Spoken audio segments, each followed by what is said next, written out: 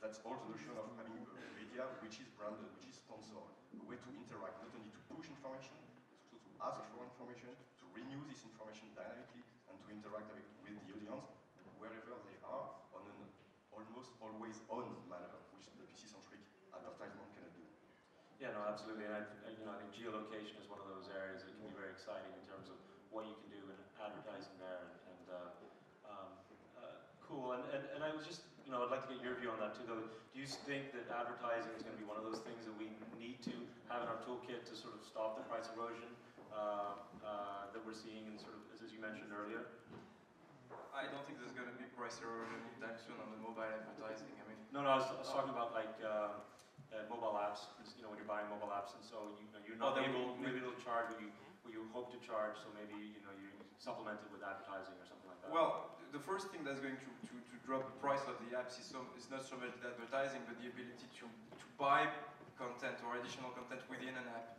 And in-app purchase is a driver of that. So if you look at some apps like Boxcar, a push notification for Twitter, and they went free the day they enabled Apple enabled in-app purchase for free apps, and actually the app is doing much better since they did that, because people were not ready to pay it right away. For games, this is an obvious way to make additional money, and I'm putting aside advertising.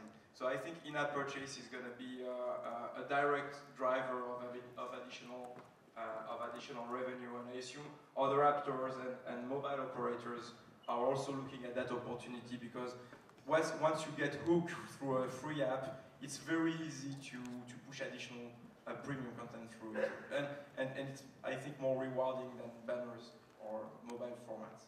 We've only got just about 8 minutes left. I thought we'd open it up to the floor. There's mics on both sides, so if you would like to ask a question, come on down and you can just queue up by those mics. I see loads of people rushing down right now. Gary, you're going to make a comment on that. Just going back to your point about advertising versus the revenue generation. One of the things, I was at an event earlier in the year with some of the major brand owners, from P&G and Unilever, and it's interesting listening to them talk about how they're looking at developing apps around product sets. So it's a form of advertising, but it's not traditional advertising. So, I mean, they didn't say that we're going to do it. This is just an example, but an app based around Dove, for argument's sake, to create information around the product set, with the opportunity of clicking on a button to then buy a product. One of the large TV manufacturers has been looking at doing the same thing over plasma screens. An app that lets you put the dimensions of a wall in and then feeds you back which is the best monitor, which is the best plasma or LCD screen for your wall in that environment. It's definitely a great trend. Actually, there's a guy who took the time to scroll the App Store and put in a very nice Google spreadsheet document all the apps that are branded apps. There is about 400 of them. So just by memory, you can find apps by Gap, Paco Rabanne, and all kinds of car manufacturers. Those are usually free apps. They're just a way for them to engage on, as you said, with the people on the go. And sometimes they are really fun apps. So you should check them. The guy I think on Twitter is GSMKR. So you can check him and you will see it's very interesting. I think if you want to try to guess the future, you have to look backwards. So what I'm trying to see is how kids that are below 10 years old are reacting when they see an iPhone. Okay, and it's very clear that the direction is getting there. I mean, it's not going to be necessarily the iPhone, but they want devices that are fun. Okay, so they want games, they want things that make them, socialize with their friends. This is not a telephone anymore. This is a social device because it helps them connect with their friends better all the time. So I think the direction is given by the next generation, and the next generation wants things like this. I think there is no question about the near future success of the smartphones. And I believe that will be one of the gifts which will be the most offered during this particular Christmas. The question is whether iPhone will be the only one or not. Likely. So we have one question from the audience. Good afternoon, my name is Cameron Zekoni, working for the Belgian government. I want to go on with the last remark of Mr. Schoenberg. So, I want to have your opinion on the following statement. We've seen so far that teeny devices like iPhone, HTCs or Nokias are really on the way and, let's say, taking on the market. We have briefly discussed about Kindle. So, the statement is the following: shall the market be monopolized or being the biggest part with teeny device or universal and mobile PCs or things like Kindle, pads, internet tablets and things like that will keep on and grab part of the market? Thank you. You want to try that? Yeah, so I would say that like we will see like more and more application-specific devices, and we will see more and more of our gadgets and devices wired. Yeah, like special proposed things like the Peak that just launched, or like why don't we have SIM cards in our pocket cameras, stuff like that, and the Kindle. So we'll see more and more of those, I guess. Yeah, I think the other interesting thing that we saw when Android spoke about its sat-nav solution, you know, the price of TomTom sort of plummeted, and you know their business model completely changes, right? So we haven't talked about that. You know, we've talked a lot about winners, but there might be some really big losers. I don't know if you guys have any other comments on that. You know, what we're going to see going forward. And a lot of changes for sure. Okay.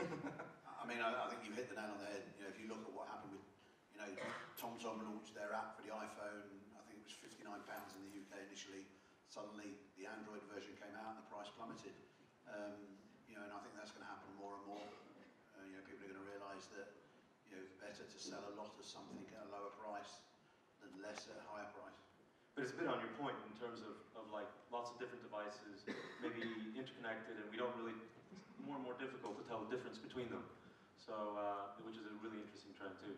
I'm just coming in to interrupt and say that we have a gentleman at the top who's unable to come down but would like to make a question, so I'm just signaling to you guys. Sorry about that, and thanks for the accommodation. My name is Jean Castelvini. I work for an internet domain registrar, and we've talked a lot about getting to the App Store and getting the application known.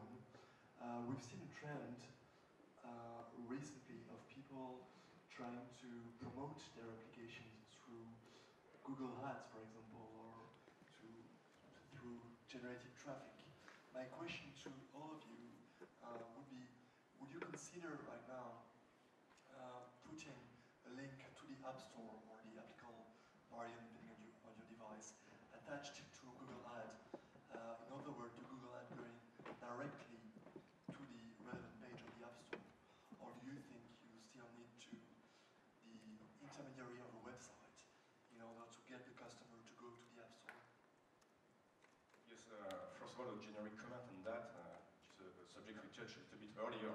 It's absolutely true that the big issue is to get your application known, to create awareness, to reach the audience, and for that there is a brand new type of marketing which is to be invented. There is a portfolio of things to be done, working on the stores and keywords and affiliations and viral marketing, SEOs and so on. One point, I think you are right. I mean, I think what you say will happen. I think that's the way forward. That said, there is a big hurdle of today, which is the cross-contamination of marketing between mobile and the web is not happening that well. Currently, we are trying any possible marketing strategy and tactics to get to the audience, and we do it fairly well because the audience is growing nicely. But we have some difficulties to recruit the audience from the web to make them go to the mobile market. While if you put an ad on the mobile applications and then directly to the App Store, it works better. So directly to the App Store, yes, but web to mobile is not happening that way so far. I don't know, I see a lot of computers, so one can go to the AdSense platform and check the price of the keyword iPhone in AdSense, but I'm ready to bet it's not worth paying for it if you're an iPhone app developer. So I think, you know, the answer is that, you know, unless your app is $50 plus and you have a good conversion rate, I wouldn't buy any Google ad links for your app. Unless you're ready to lose money, or unless you're a brand and it's strategic for you to get downloads and then monetize afterwards. So we have to wrap up. I think we can conclude by saying there's a lot of challenges, a lot of opportunities, and it's going to remain a really exciting place. So I think all of us are going to watch very closely. Thank you very much to the panel and to the audience. Thank you.